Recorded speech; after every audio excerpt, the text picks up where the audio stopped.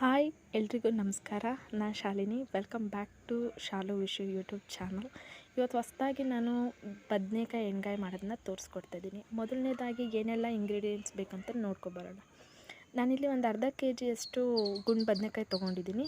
ಎಣ್ಗಾಯಿ ಮಾಡೋದಕ್ಕೆ ಈ ಗುಂಡು ಬದನೇಕಾಯಿನೇ ಚೆನ್ನಾಗಿರುತ್ತೆ. ಅದಕ್ಕೋಸ್ಕರ ಈ ಬದನೇಕಾಯಿನ ಒಂದು ಅರ್ಧ ಕೆಜಿಸ್ ತೊಗೊಂಡಿದ್ದೀನಿ. ಮತ್ತು ಏನೇನು ಬೇಕಂದರೆ ನಾನಿಲ್ಲಿ ಒಂದು 3 ಟೊಮೆಟೊ ತೊಗೊಂಡಿದ್ದೀನಿ, 1 ಈರುಳ್ಳಿ ತೊಗೊಂಡಿದ್ದೀನಿ, ಬೆಳ್ಳುಳ್ಳಿ, ಶುಂಠಿ, ಕಡಲೆ ಮತ್ತು ಚಕ್ಕೆ, ಲವಂಗ, ಮೆಣಸನ್ನ ತೊಗೊಂಡಿದ್ದೀನಿ. ಮತ್ತು ಇಲ್ಲಿ ಒಂದು ಅರ್ಧ ಹೋಳಷ್ಟು ಕಾಯಿ, ಗುಂಟೂರು ಮೆಣಸಿನ್ಕಾಯಿ ಒಂದು 4, ಬ್ಯಾಡಗಿ ಮೆಣಸಿನ್ಕಾಯಿ ಒಂದು 3, 1 ಸ್ಪೂನು ಧನಿಯಾ ಪುಡಿ ಮತ್ತು ಕೊತ್ತಂಬರಿ ಸೊಪ್ಪು. ಇಲ್ಲಿ ಮೊದಲಿಗೆ ಎಣ್ಣೆ 1 ಸ್ಪೂನಷ್ಟು ಎಣ್ಣೆ ಹಾಕ್ಕೊಂಬಿಟ್ಟು ನಾವು ಕಟ್ ಮಾಡಿ ಇಟ್ಕೊಂಡಿದ್ದಂಥ ಈರುಳ್ಳಿನ ಹಾಕ್ಕೊಂಡು ಸ್ವಲ್ಪ ಫ್ರೈ ಮಾಡ್ಕೊಳ್ಳಿ. ಚೆನ್ನಾಗಿ ಫ್ರೈ ಆಗಬೇಕು, ಕೆಂಪಗೆ ಹುರಿಬೇಕದನ್ನ.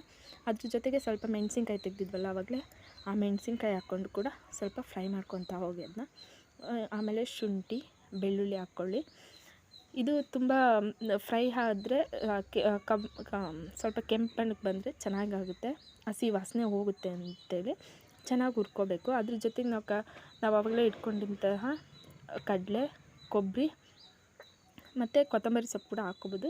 ಇದನ್ನು ಸ್ವಲ್ಪ ಫ್ರೈ ಮಾಡ್ಕೊಂಬಿಟ್ಟು ಕಾಯಿ ಹಸಿ ಕೊಬ್ಬರಿ ವಾಸನೆ ಹೋಗೋವರೆಗೂ ಸ್ವಲ್ಪ ಹುರ್ಕೊಳ್ಳಿ. ಸ್ವಲ್ಪ ಹುರ್ಕೊಂಡಾದ್ಮೇಲೆ ಚೆನ್ನಾಗಿ ಫ್ರೈ ಮಾಡ್ಕೊತಾನೆ ಇರಿ. ಅದನ್ನು ಕೆಂದು ಬಣ್ಣಕ್ಕೆ ಬರೋವರೆಗೂ ಅಷ್ಟು ಹಸಿ ವಾಸನೆ ಇರಬಾರ್ದು ಆ ಥರ. ಮತ್ತು ಇನ್ನೊಂದು ಸ್ವಲ್ಪ ನಾವು ಕಟ್ ಮಾಡ್ಕೊಂಡಿರ್ತಂಥ ಕೊತ್ತಂಬರಿ ಸೊಪ್ಪು ಕೂಡ ಹಾಕ್ಕೊಂಡು ಅದ್ರ ಜೊತೆಗೆ ಫ್ರೈ ಮಾಡ್ಕೊಳ್ಳಿ. ಮತ್ತು ನಾವು ಕಟ್ ಮಾಡಿರೋ 3 ಟೊಮೆಟೊನ ಹಾಕ್ಕೊಳ್ಳಿ. 3 ಟೊಮೆಟೊ ನಾನು ಇದು ಫಾರಮ್ದಲ್ಲ, ನಾಟಿ ಟೊಮೆಟೊ ಹಾಕ್ಕೊಂಡಿದ್ದೀನಿ. ಯಾವ್ದು ಬೇಕಾದರೂ ಹಾಕ್ಕೊಬೋದು. 2 ಸ್ಪೂನ್ ಧನಿಯಾ ಪೌಡ್ರ್ ಹಾಕ್ಕೊಂಡು, ಚಕ್ಕೆ, ಲವಂಗ ಮತ್ತು ಮೆಣಸನ್ನ ಇದನ್ನು ಮೊದಲಿಗೆ ಹಾಕ್ಕೋಬೇಕಿತ್ತು. ಮೊದಲಿಗೆ ಹಾಕ್ಕೊಂಬಿಟ್ಟು ಮತ್ತೆ ಹೆಚ್ಚಿಚ್ಕೊಂಡು ಹಾಕ್ಕೊಳ್ಳಿ. ನೋಡಿ, ಬದನೇಕಾಯಿನ ನಾನಿಲ್ಲಿ ವಾಶ್ ಮಾಡಿ ಇಟ್ಕೊಂಡಿದ್ದೆ, ಅದನ್ನ 4 ಭಾಗ ಮಾಡಿಬಿಟ್ಟು ಇಟ್ಕೊಂಡಿದ್ದೀನಿ. ಇದು ಬೇಕಾಗುತ್ತೆ. ಅದೆಲ್ಲ ನಾವು ಮಿಕ್ಸಿ ಮಾಡ್ಕೊಂಬಿಟ್ಟು ಇದರೊಳಗಡೆ ಸ್ಟಫಿಂಗ್ ಮಾಡ್ಕೋಬೇಕದು. ಇವಾಗ ನೋಡಿ, ಇದು ನಾನು ಎಲ್ಲನೂ ಸ್ಟಫಿಂಗ್ ಮಾಡ್ಕೊಂಡಿದ್ದೀನಿ. ಒಳಗಡೆ ಸ್ವಲ್ಪ ಮಸಾಲೆ ಹಾಕ್ಕೊಂಡು ಫುಲ್ ಹಾಕ್ಕೊಳ್ಳಿ. ಇದಾದಮೇಲೆ ಒಂದು ಬಾಣಲಿ ಇಟ್ಬಿಟ್ಟು ಅದಕ್ಕೆ 1-2-3 ಸ್ಪೂನು ಎಣ್ಣೆ ಹಾಕ್ಕೊಂಬಿಟ್ಟು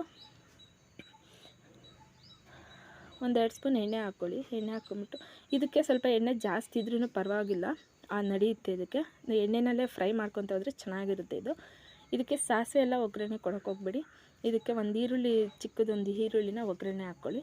ಒಗ್ಗರಣೆ ಹಾಕ್ಕೊಂಬಿಟ್ಟು ಅದಕ್ಕೆ ನಾವು ಸ್ಟಫಿಂಗ್ ಮಾಡಿಟ್ಟಿದ್ವಲ್ಲ ಆವಾಗಲೇ ಬದನೇಕಾಯಿನ, ಅದನ್ನು ಒಂದೊಂದೇ ಹಾಕ್ಕೊತ ಬನ್ನಿ. ಇದು ಒಂದು ಸ್ವಲ್ಪ ಕೆಂಪಗಾಗೋವರೆಗೂ ಹುರ್ಕೊಳ್ಳಿ, ಚೆನ್ನಾಗಿರುತ್ತೆ. ಮಾತ್ರ ಒಂದೊಂದೇ ಇರೋವಂಥ ಸ್ಟಫಿಂಗ್ ಮಾಡಿದಂಥ ಬದನೇಕಾಯಿನ ನೀವು ಚೆನ್ನಾಗಿ ಫ್ರೈ ಮಾಡ್ಕೊಳ್ಳಿ.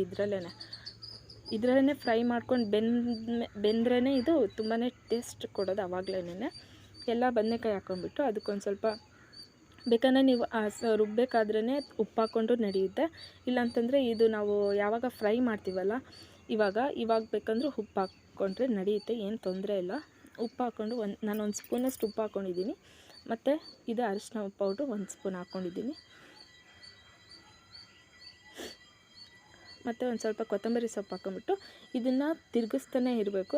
ಇದ್ದರೆ ಇದು ಬುಡ ಹತ್ತೋದಿಲ್ಲ. ಸೊ ನಾವು ರುಬ್ಕೊಂಡಿರೋ ಅಂಥ ಮಸಾಲೆ ಎಲ್ಲನೂ ಇದಕ್ಕೆ ಹಾಕ್ಕೊಂಬಿಟ್ಟು, ನಿಮಗೆ ಸ್ವಲ್ಪ ತೆಳು ಬೇಕಂದರೆ ತೆಳು ಮಾಡ್ಕೊಳ್ಳಿ, ಇಲ್ಲಾಂತಂದರೆ ಸ್ವಲ್ಪ ಗಟ್ಟಿ ಇದ್ರೂ ನಡೆಯುತ್ತೆ.